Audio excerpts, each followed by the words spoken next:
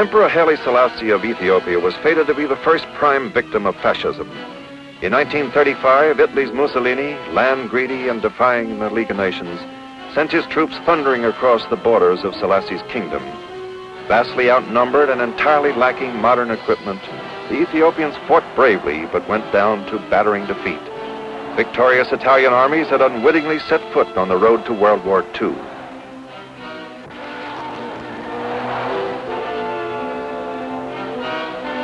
Haile Selassie escaped to Britain after a year of one-sided battle. The well-educated, dignified man had come out of his struggling and primitive African land to warn the great democracies of fascism's deadly and threatening peril. Not many listened.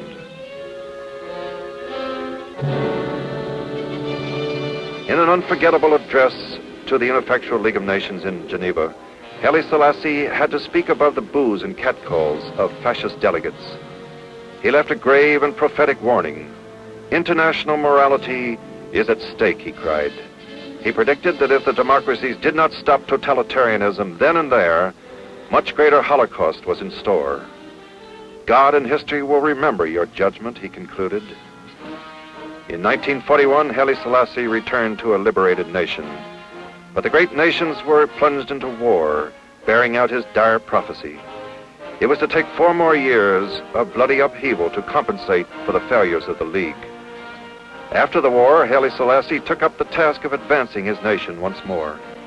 His was the tremendous challenge of unifying religious and ethnic backgrounds, of bringing Ethiopia to its full potential.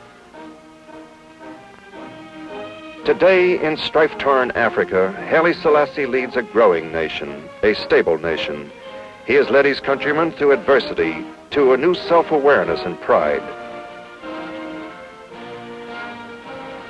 With the help of other free nations, he has prepared Ethiopia for any future threats from outside and against any tyranny at home.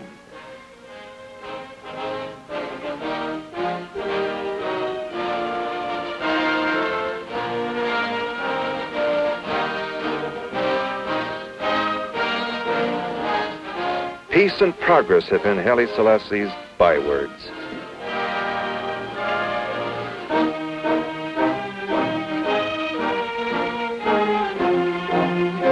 He has forged Ethiopia's way out of the past and into the 20th century.